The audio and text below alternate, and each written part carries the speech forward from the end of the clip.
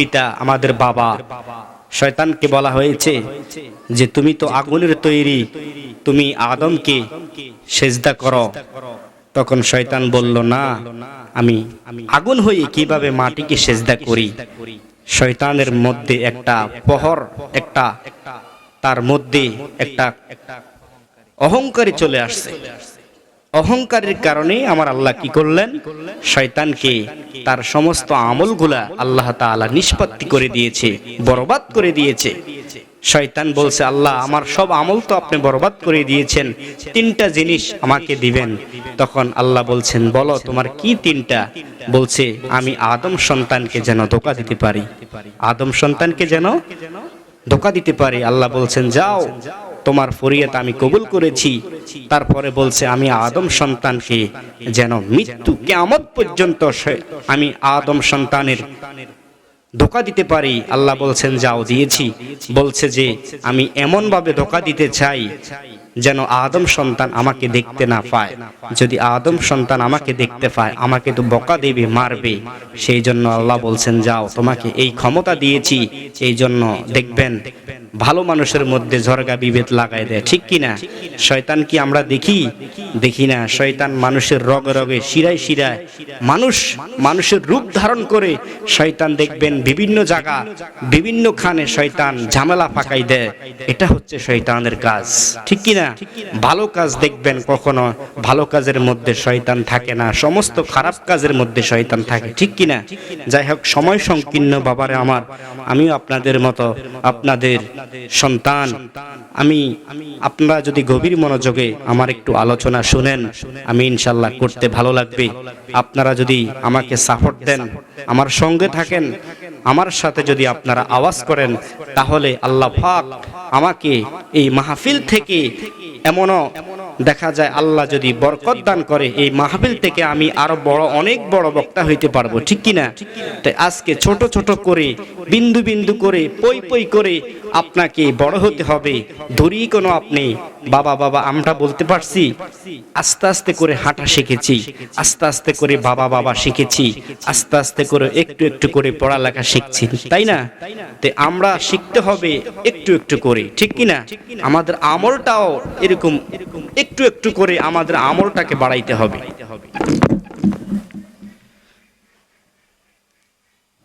দিনে রাইতে তোমার বান্দার কলবে যেন পাই, ও আল্লাহ রাইত হইলে ডরাই, রাইত আইলে ডর বৈশবে গহলে বইলা যায়।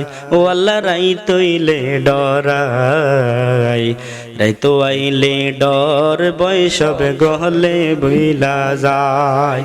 তুমি স্রষ্টা, আমি সৃষ্টি, আমার কি বা সাধ্য, যখন তখন উইরা যাইতে জিহিবের জীবন বাধ্য। তুমি স্রষ্টা, আমি সৃষ্টি, আমার কি বা সাধ্য, যখন তখন উইরা যাইতে জিহিবের জীবন বাধ্য। সব ক্ষমতার প্রতিপাদ্য কলবে যেন গাই, ও আল্লাহ রাইত হইলে ডরাই, রাইত আইলে ডর বৈশবে গহলে বইলা যায়। বলেন, ও আল্লাহ রাইত হইলে ডরাই, রাইত আইলে ডর বৈশবে গহলে বইলা যায়। বন্ধুরা রে আমার,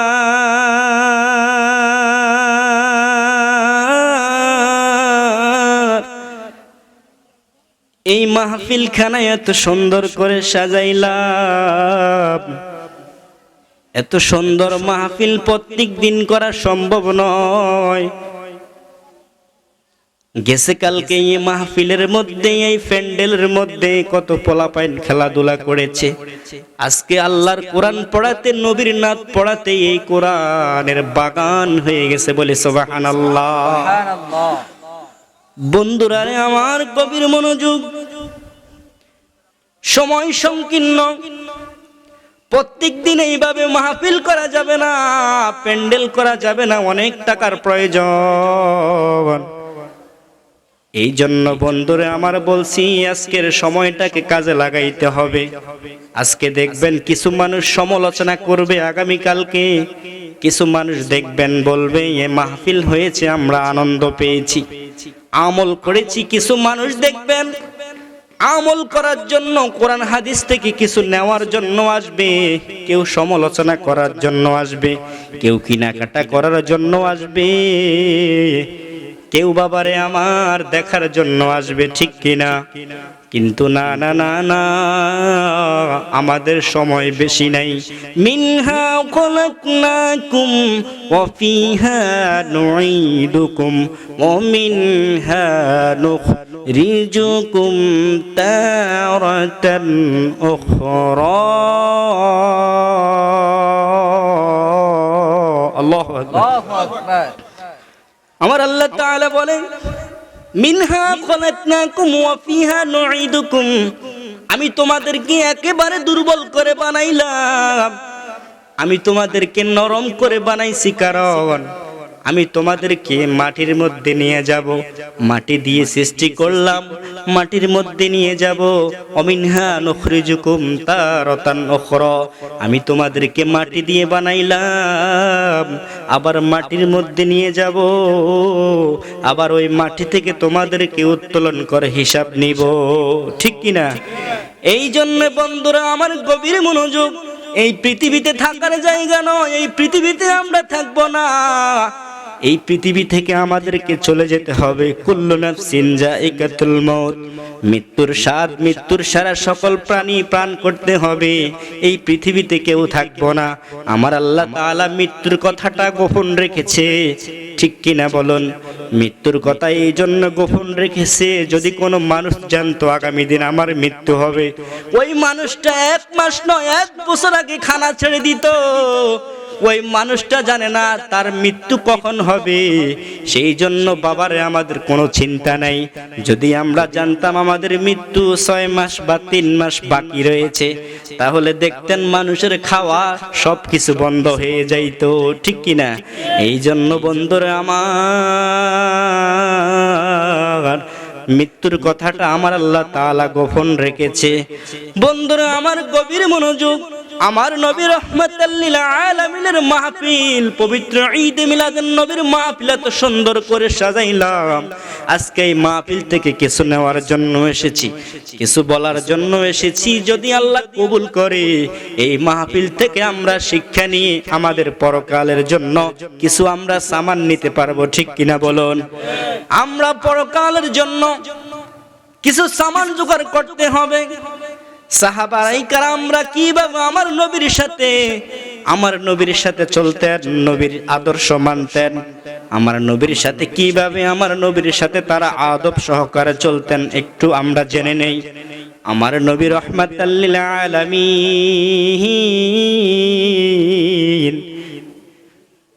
একদিন বলল, ও আবু বকর, আমি তোমাকে আমার সঙ্গে এক জায়গায় যেতে হবে, হিজরতে আমার সাথে যেতে হবে।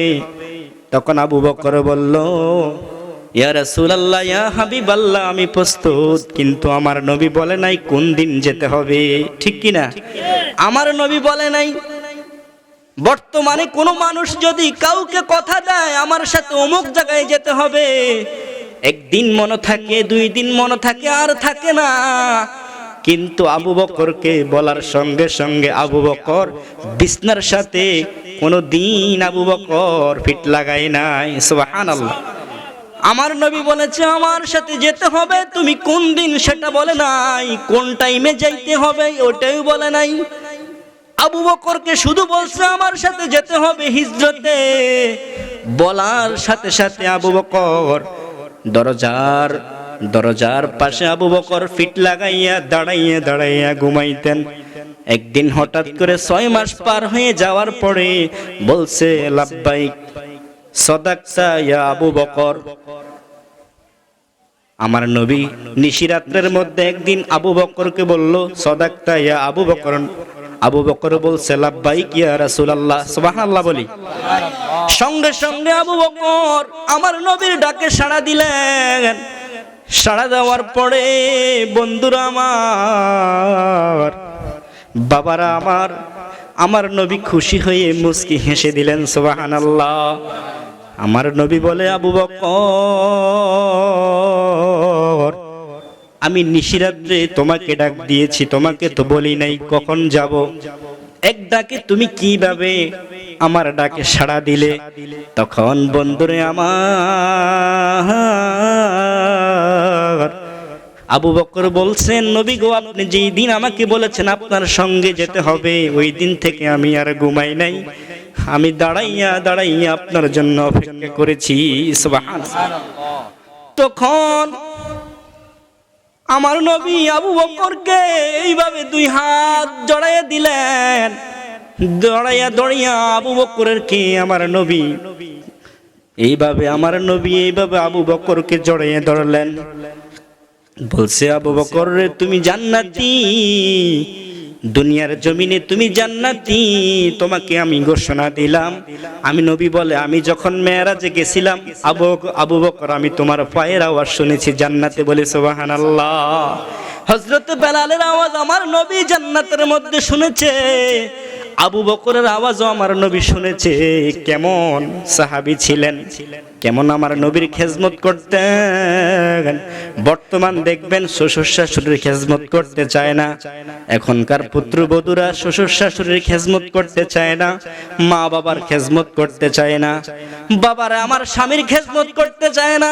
কেননা দুনিয়া তারা শুধু লাল বাতি, নীল বাতি, হলুদ বাতি দেখে। দুনিয়া তারা কেমন কেমন দেখে।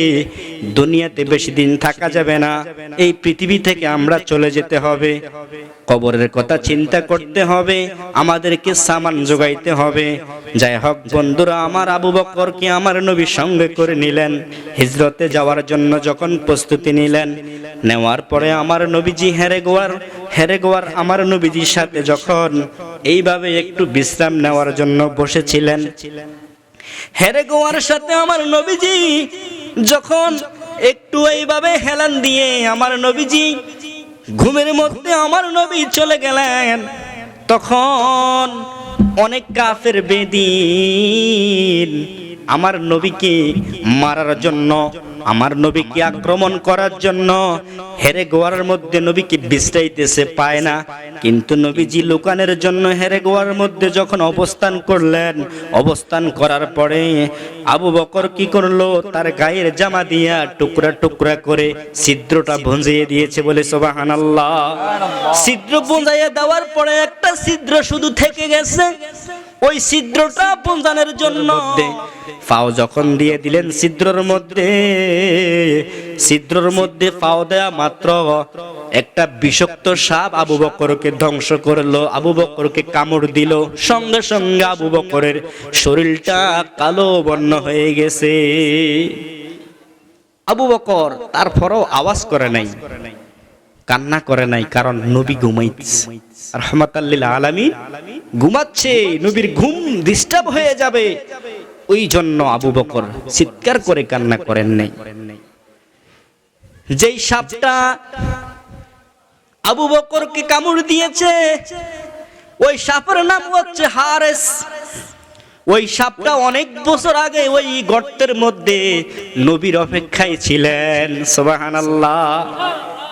এই সাপটা নবীর থেকে ক্ষমা চাওয়ার জন্য, বন্ধুরা আমার লম্বা আলোচনা, নবীর কাছে সাপটা মাপ নেওয়ার জন্য ওই গর্তের মধ্যে ছিলেন। সাপটা যখন আমার নবীর সাথে ক্ষমা চাওয়ার জন্য কোনো কিছু না পাইলেন, ছিদ্র সব কিছু ভোঁজানো, যখন একটা ছিদ্র দেখছে আবু বকরের পাও, এই জন্য আবু বকরকে কামড় দিয়েছে। আবু বকরকে কামড় দেওয়ার পরে টপ টপ টপ টপ করে আবু বকরের চোখ দিয়ে পানি পড়তেছে। আবু বকরের বিশেষ যন্ত্রণা, শরীর ফেটে যাচ্ছে। হঠাৎ করে আমার নবী চোখ মেলে দেখলেন আবু বকরের চোখ থেকে পানি পড়তেছে। যখন পানি পড়তেছে, বন্ধুরা আমার আবু বকর কি জিজ্ঞেস করে আমার নবী, ও আবু বকর তোমার চোখে পানি কেন? বলছে, ইয়া রাসূলুল্লাহ, ইয়া হাবিবাল্লাহ, আপনি যখন ঘুমাচ্ছিলেন সব ছিদ্রগুলো আমি ভুঁজাই ফেলছি, একটা ছিদ্র রয়ে গেছে। ওই ছিদ্রের মধ্যে আমি যখন রুমাল দিয়েছি, রুমাল কোনো কাজ হয় নাই। যখন পাও দিয়েছি, পায়ের মধ্যে আমাকে কামড় দিয়েছে, সেই জন্য আমার শরীরটা কালো বর্ণ হয়ে গেছে। বিষের তাড়না, চোখ দিয়ে পানি পড়ছে। আমার নবীজি থুতু দিয়া কি করলেন? আবু বকরের বিষটা কমাইয়ে দিলেন। বলে সুবহানাল্লাহ।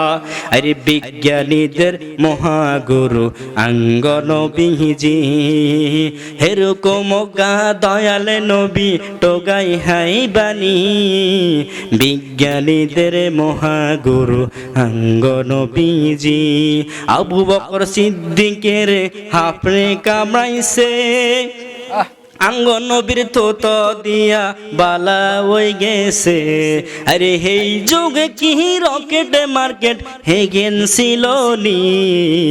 বিজ্ঞানীদের মহাগুরু আঙ্গ নবীজি বলেন, বিজ্ঞানীদের মহাগুরু আঙ্গ নবীজি, হেই যুগে কি রকেট মার্কেট হে গেছিল নি। বিজ্ঞানীদের মহাগুরু আঙ্গ নবীজি। বন্ধুরা আমার, গভীর মনোযোগ। সাপটা কি করলো?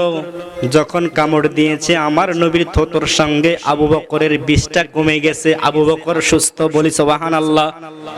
আবু বকর যখন সুস্থ হয়ে গেছে, হঠাৎ করে সাপটা কিছুক্ষণ সময় চুপ করেছিল। যখন আবু বকরের বিষ কমে গেছে, তখন সাপের মুখ থেকে জবান খুলে গেল। বলছে, ইয়া রাসূলুল্লাহ, ইয়া হাবিবাল্লাহ, আমার নাম হচ্ছে হারেস। সাপের জবান খুলে গেছে। বলে সুবহানাল্লাহ। সাপ বলতেছে, ইয়া রাসূলুল্লাহ, ইয়া হাবিবাল্লাহ, আমি অনেক বছর এই গর্তের মধ্যে আমি অনেক বছর আপনার সাথে আমি ক্ষমা চাওয়ার জন্য, মাপ চাওয়ার জন্য এই গর্তে লুকিয়েছিলাম। আমি আপনার সঙ্গে ক্ষমা চাওয়ার জন্য কোনো ছিদ্র আমি ফাঁক পাই নাই, সেই জন্য আবু বকরকে কামড় দিয়েছি। ইয়া রাসূলুল্লাহ, ইয়া হাবিবাল্লাহ, আমাকে আপনি মাফ করবেন। আমি অন্যায় করেছি, আপনি জানেন। আমার নবী বলছে, তুমি ওই হারেস? বলছে, হ্যাঁ। কোন হারেস? বলছে, মুসা নবীর জামানায়। মুসা নবীর জামানায় দেখলেন, মুসা নবীর জামানায় মুসা নবীর হুজরার মধ্যে আপনার অনেকগুলো বই পুস্তকের মধ্যে আমার নবীর নাম ছিল। আমার নবীর নাম ছিল। হারেস কি করলেন? মুসা নবীর খেজমত করতেন। মুসা নবীর বইগুলো কি করলো? কেটে দিয়েছে। কিতাব, অনেক কিতাবের মধ্যে আমার নবীর নাম ছিল। হারেস কি করলো? মনে মনে চিন্তা করলো যে মুসা নবী হচ্ছে মুসা নবী হচ্ছে এমন একটা নবী, যেমন আমাদের নবী হচ্ছে কে? রহমাতাল লিল আলামিন। ওই সময় হারেসের সময় ছিলেন আপনার মুসা নবী, ওনাদের জামানায়।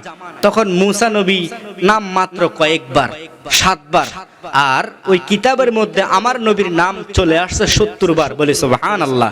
তো হারেস চিন্তা করলো, আমার নবীর নাম এত কম কেন? রহমাতাল লিল আলামিনের নাম এত বেশি কেন? এই জন্য আপনার এই কিতাবের মধ্যে আমার নবীর নামগুলো কেটে দিয়েছে হারেস, যিনি সাপ হয়ে গেছে। নবীর নামগুলো এইভাবে কিতাবের মধ্যে কেটে দিয়েছে। সঙ্গে সঙ্গে মুসা নবী আল্লাহ তাআলা গায়বী ভাবে মুসা নবীকে বললেন, এই মুসা, তুমি কোথায় যাও? বলছে, আমি দ্বীনের দাওয়াতে যাচ্ছি। তো আল্লাহ বলছেন, তুমি দ্বীনের দাওয়াতে যাওয়া প্রয়োজন নাই। তোমার উম্মতরা, আল্লাহ বলছেন মুসা নবীকে, তোমার উম্মতরা এই আখিরি জামানার নবীর কিতাবের মধ্যে যে নাম নবীর রহমাতাল লিল আলামিনের কিতাবগুলো কেটে ফেলছে, তুমি তাড়াতাড়ি রোমের মধ্যে যাও। আমি আল্লাহ সহ্য না করে তাকে সাপ বানিয়ে দিয়েছি। বলি সুবহানাল্লাহ। সাপ বানানোর পরে সে সাপ হয়ে গেছে, দরজা অটোমেটিকলি বন্ধ হয়ে গেছে। মুসা নবী যাই দেখে, আশ্চর্য, হারেস নাই। হারেস কোথায়? দরজা যখন খোলার পরে দেখলো ওই হারেস তার সাপ হয়ে গেছে। তখন আমার আল্লাহ তাআলার কাছে মুসা নবী দরখাস্ত করলেন, আল্লাহ, ও আল্লাহ, আপনি তো আমার উম্মত, সে বুঝতে পারে নাই, হারেসকে আপনি সাপ বানাইছেন। আল্লাহ, আপনার কাছে 2টা ফরিয়াদ। যেদিন আখিরি জমানার নবী আসবে, আসা পর্যন্ত তাকে আপনি হায়াত দেন, সে যেন ক্ষমা পায়। বলি সুবহানাল্লাহ। আর সে যেন মুখ দিয়ে ওই সময় কথা বলতে পারে। আমার আল্লাহ বলছে, যাও, দিয়ে দিয়েছি। তখন দুইটা কথা বলার জন্য, এক হচ্ছে তার হায়াত রেখেছে, আর সে আমার নবী রাহমাতুল লিল আলামিনের সামনে সাফের জবান খুলে গেছে। খুলে যাওয়াতে অটোমেটিকলি আমার নবী মাফ করে দিয়েছে ওই গর্তের মধ্যে। বলি সুবহানাল্লাহ। রহমতে আলম নবী নূরে মুজাসসাম, বলেন রহমতে আলম নবী নূরে মুজাসসাম। সাহাবীরা আতর বানাই ওই নবীজির গাম, বলেন না সাহাবীরা আতর বানাই ওই নবীজির গাম। সিনো জানো মানো তোমরা আমার নবীজি, যাহার পাগল চন্দ্র সূর্য তারকারাজি, যাহার পাগল চন্দ্র সূর্য তারকারাজি। তোমরা আরো শুনবানি সুন্দর কাহিনী, তোমরা আরো শুনবানি সুন্দর কাহিনী। জান্নাতের ওই রোমে রোমে লেখা নবীর নাম, জান্নাতের ওই রোমে রোমে লেখা নবীর নাম। বললেন না রহমতে আলম নবী নূরে মুজাসসাম। সাহাবীরা আতর বানাই ওই নবীজির গাম, সাহাবীরা আতর বানাই ওই নবীজির গাম। ভালো লাগে? শুনতে চাই তো? উস্তুনে হান্নানা কান খেজুর গাছের নাম, যাকে দৌড়ে খুতবা দিতেন রাসূল আকরাম, যাকে দৌড়ে খুতবা দিতেন রাসূল আকরাম। উস্তুনে হান্নানা কান খেজুর গাছের নাম, যাকে দৌড়ে খুতবা দিতেন রাসূল আকরাম। গাছটা নবীর বিরহে কাঁদিতে রহে, গাছটা নবীর বিরহে কাঁদিতে রহে। হতবাক হইলেন যত সাহাবায়ে কেরাম, হতবাক হইলেন যত সাহাবায়ে কেরাম। রহমতে আলম নবী নূরে মুজাসসাম, রহমতে আলম নবী নূরে মুজাসসাম। সাহাবীরা তাকবীর নারে রিসালাত ইয়া রাসূলুল্লাহ, নারে গাউসিয়া ইয়া গাউসুনা জাম। হযরত মাওলানা রায়হান হোসেন জালালী সাহেব জিন্দাবাদ জিন্দাবাদ, হযরত মাওলানা রায়হান হোসেন জালালী সাহেব জিন্দাবাদ জিন্দাবাদ। আলহামদুলিল্লাহ আমাদের মাঝে তাশরীফ নিয়েছেন হযরত মাওলানা হাফেজ মাওলানা রায়হান হোসেন জালালী সাহেব, জালালিয়া দরবার শরীফ রাকসাম কুমিল্লা। আলহামদুলিল্লাহ। ওয়াজ শুনবেন না? আমরা ওয়াজ শুনবো, আমরা আওয়াজ শুনবো না। কি বলেন? আমরা ওয়াজ শুনবো। আমরা ইনশাআল্লাহ সকল আলেমদেরকে বলা হবে ইনশাআল্লাহ আমরা ওয়াজ করবো শরীর ভিত্তিক।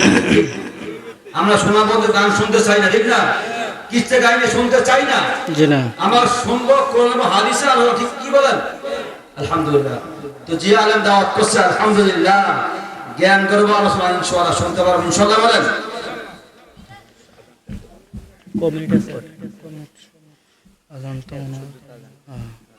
আলহামদুলিল্লাহ।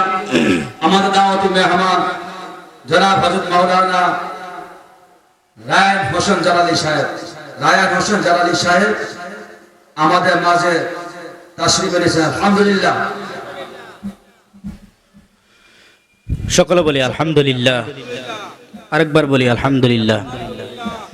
বন্ধুরে আমার গভীর মনোযোগ, যেই কথা বলছিলাম মূসা নবীর জামানায় তাওরাত কিতাব যখন ছিলেন, তাওরাত কিতাব কেটে ফেলেছে আল্লাহ, সেই জন্য সাপ বানিয়ে দিয়েছে।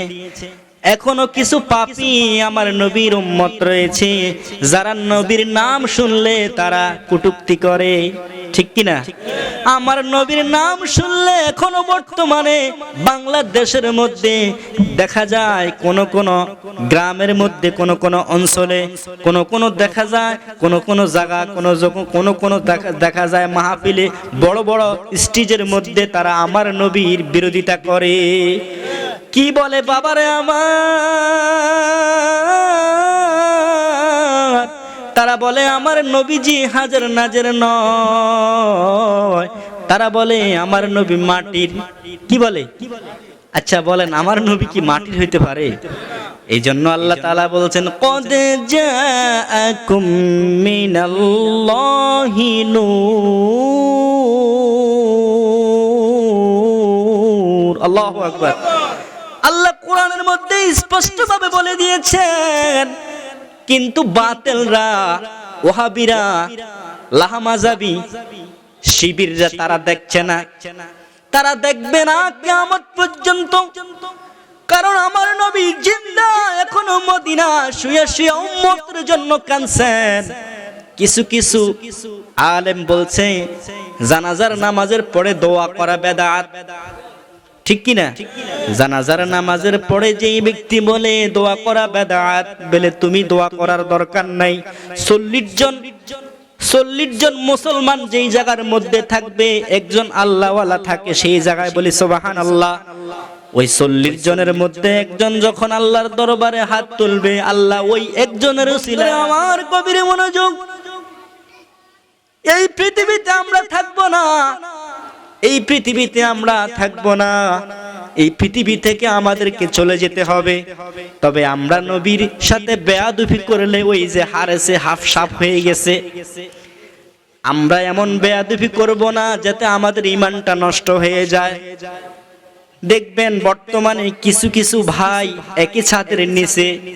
একই ছাদের নিচে তারা দেখবেন 2 ভাগ, কয় ভাগ? দেখা যায় 50 তালা, 40 তালা, 10 তালা, 20 তালা বিল্ডিং বাসা বাড়ি করে। যেই মা জননী 10 মাস 10 দিন গর্ভধারণ করেছে, যেই বাবা কষ্ট করে লালন করেছে, দেখবেন সেই মা বাবার জায়গা হয় না ওই বাসার মধ্যে, ঠিক কি না? আমাদের বর্তমান কোন আলেমরা এরকম আপনার সঠিক কোনো কথা বলে না।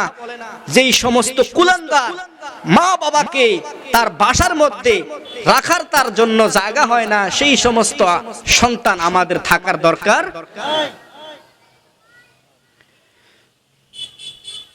আবু হুরায়রা তিনি প্রত্যেক দিন ঘুমানোর আগে কি করলেন? আবু হুরায়রা তিনি ঘুম যাওয়ার সময় সবাইকে মাফ করে দিতেন, বলি সুবহানাল্লাহ। একদিন হঠাৎ করে আবু হুরায়রা মসজিদে যখন এসেছে, মসজিদে নববীর মধ্যে, আমার নবী বললেন, এই সাহাবীরা শোনো, এখন যে মসজিদের মধ্যে এসেছে আবু হুরায়রা জান্নাতি, বলি সুবহানাল্লাহ। কে বলে? আমার নবী বলছে যে এই সাহাবীরা শোনো, এখন যে মসজিদের মধ্যে প্রবেশ করেছে আবু হুরায়রা, সে একটা জান্নাতি, বলি সুবহানাল্লাহ। সব সাহাবীরা আশ্চর্য হয়ে গেছে, যে লোকটা মসজিদের মধ্যে পাও রাখছে সেই লোকটাকে জান্নাতি বলেছে, সে এমন কি কাজ করে আমার নবী জান্নাতি বলেছে, বলি সুবহানাল্লাহ। তখন আবু হুরায়রা চিন্তার মধ্যে পড়ে গেছে। অনেকগুলো হাদিস লিখেছেন আবু হুরায়রা। আমি তোমার প্রেমের ভিখারি ইয়া রাসূলুল্লাহ, আমি তোমার প্রেমের ভিখারি, বললেন না ইয়া রাসূলুল্লাহ, আমি তোমার প্রেমের ভিখারি। তোমারি প্রেমে গো রাসূল নাই যে তুলনা, নাই যে তুলনা গো রাসূল, নাই যে তুলনা। তোমারি প্রেমে গো রাসূল নাই যে তুলনা, নাই যে তুলনা গো রাসূল, নাই যে তুলনা। তোমার প্রেমে জিন্দা হইল উস্তুনে হান্নানা ইয়া রাসূলুল্লাহ, আমি তোমার প্রেমের ভিখারি ইয়া রাসূলুল্লাহ, আমি তোমার প্রেমের ভিখারি। তোমারি প্রেমেতে আমার কলিজায় আন্দার, তোমারি প্রেমেতে আমার কলিজায় আন্দার, কলিজায় আন্দার গো রাসূল, কলিজায় আন্দার। দেখা দিয়ে শান্তি করো সাকিয়ে কাউসার ইয়া রাসূলুল্লাহ, আমি তোমার প্রেমের ভিখারি ইয়া রাসূলুল্লাহ, আমি তোমার প্রেমের ভিখারি। হিজাবে ওঠাও গো দেখা, ধন্য করো মোরে, ধন্য করো মোরে গো রাসূল, ধন্য করো মোরে।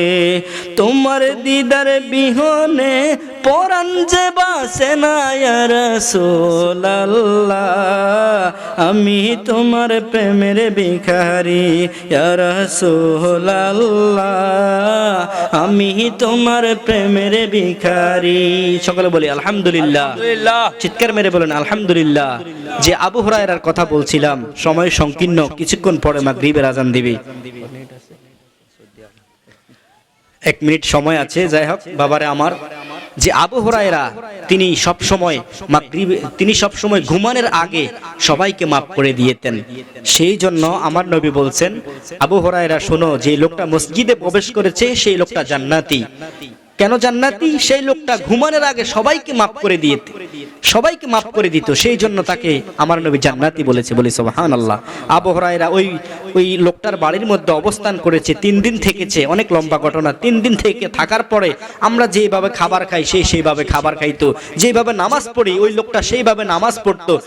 পড়তে হঠাৎ করে আবু হুরায়রা দেখলো যে তার মধ্যে কোনো পরিবর্তন নাই। তখন আবু হুরায়রা জিজ্ঞেস করলো, ভাই আপনাকে নবী জান্নাতি বলেছে, আপনি কি এমন কাজ করেন? বলছে, আমি এমন কোনো কাজ করি না, আমি শুধু ঘুমানোর আগে সবাইকে মাফ করে দেই। এই জন্য আল্লাহ তাআলা মনে হয় নবী বলেছেন আমাকে আল্লাহ মাফ করে দিতে। বলি সুবহানাল্লাহ। তো আল্লাহ পাক রব্বুল আলামিন যেন আমাদের সকলকে, আমরা যেন সবাইকে ঘুমানোর আগে অন্তত পক্ষে সবাইকে মাফ করে দিতে পারি। সকলে বলি।